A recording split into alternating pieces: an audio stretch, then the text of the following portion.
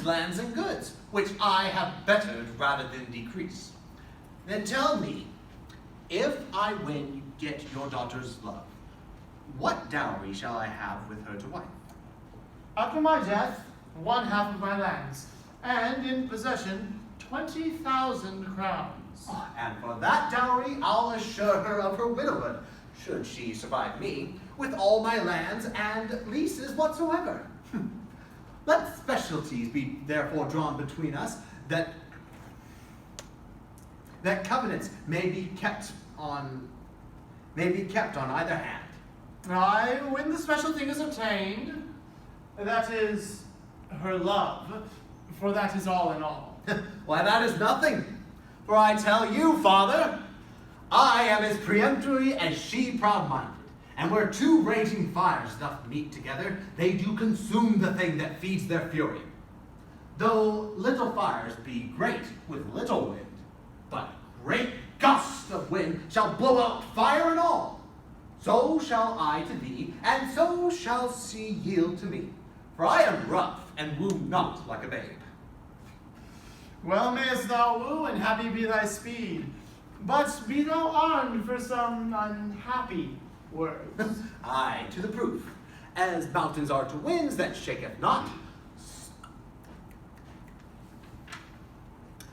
though they blow perpetually.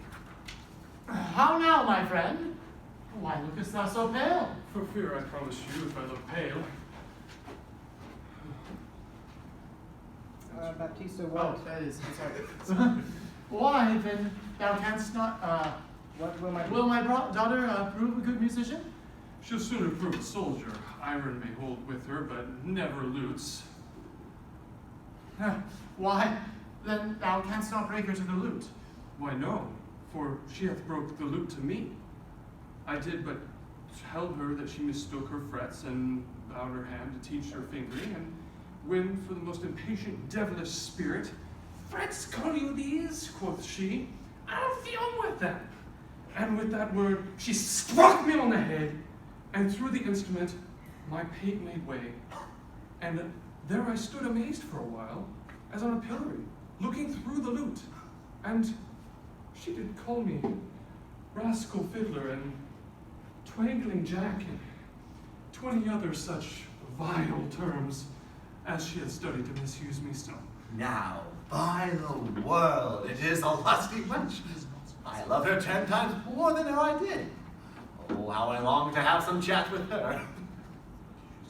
Well, go with me, and be not so discomfited. Proceed and practice with my younger daughter, for she's apt to learn, and thankful for good turns. Signor Pertruchio, will you go with us, or shall I send my daughter Kate to you? I pray you do. I will attend her here and woo her in some spirit when she comes.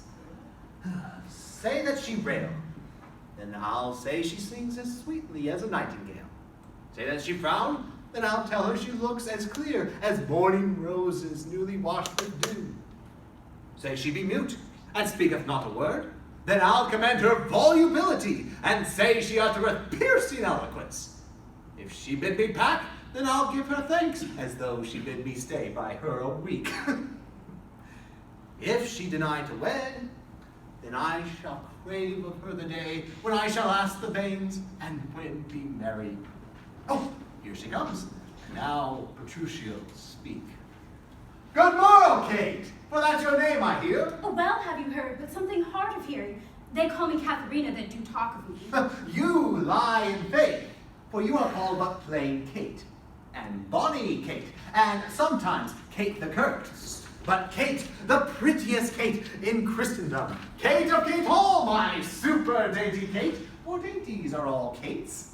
Now therefore, take this of me, Kate of my consolation. Having heard thy mildness praised in every town, thy virtue spoke of, and thy beauty sounded, yet not so deeply as to thee belongs, myself am moved to woo thee for my wife. Moved? Oh, in good time. Let him that moved you hither remove you hence. I knew you at the first, you were immovable. Why? What's a movable? A joined stool. Thou hast it. Come, sit on me. Asses are made to bear, and so are you. Women are made to bear, and so are you. No such jade as in me, you mean. Alas, good Kate, I will not burden thee, for hearing that thou art but young and light.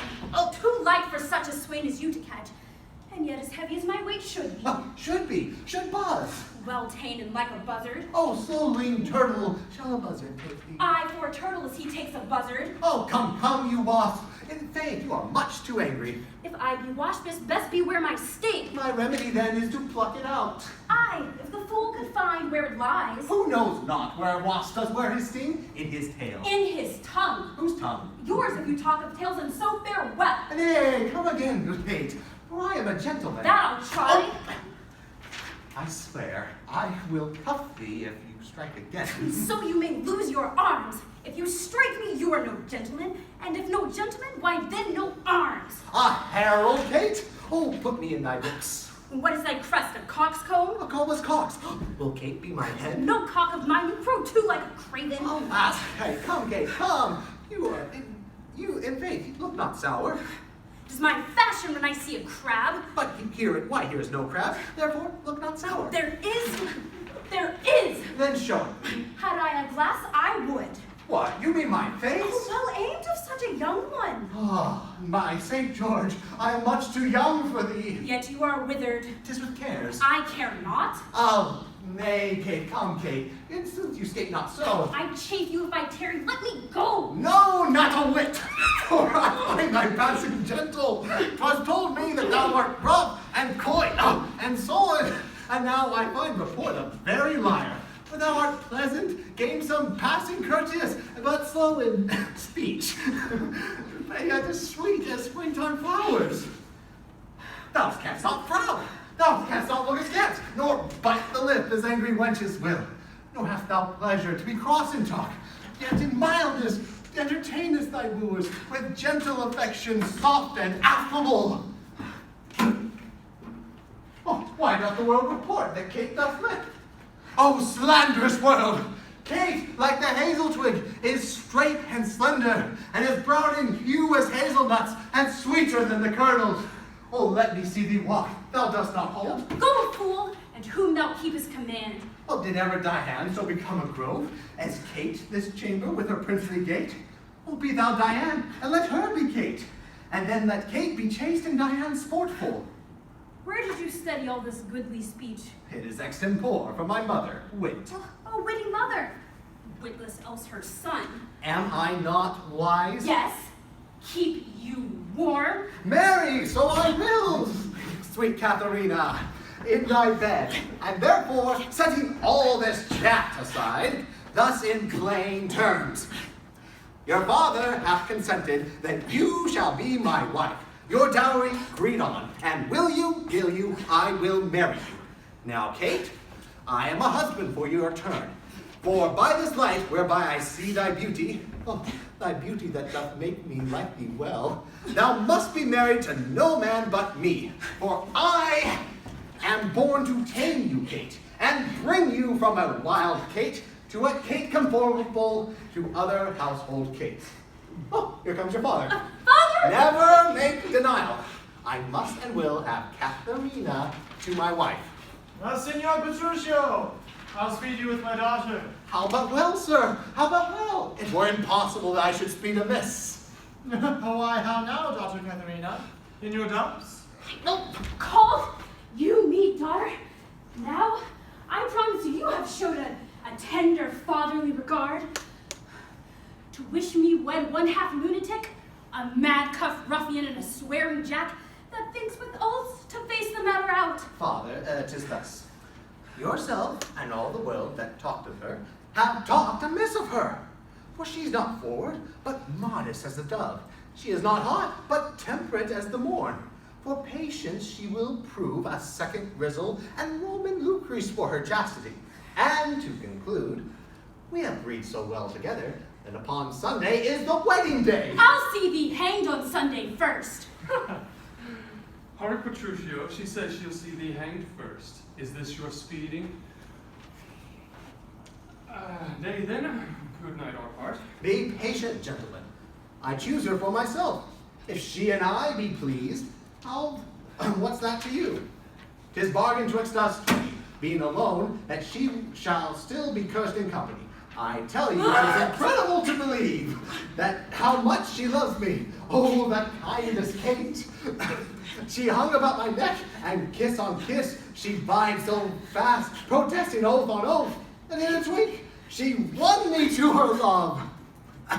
And how tame, oh, you are novices, 'tis a world to see, how tame when men and women are alone, a meek cock wretch can make the curtest shrew. Give me thy hand, Kate. I will into Venice to buy apparel against the wedding day. Provide the feast, father, and bid the guest. I will be sure my Katharina shall be fine. I know not what to say, but give me your hands. Godspeed you, Pertruchio. 'Tis a match.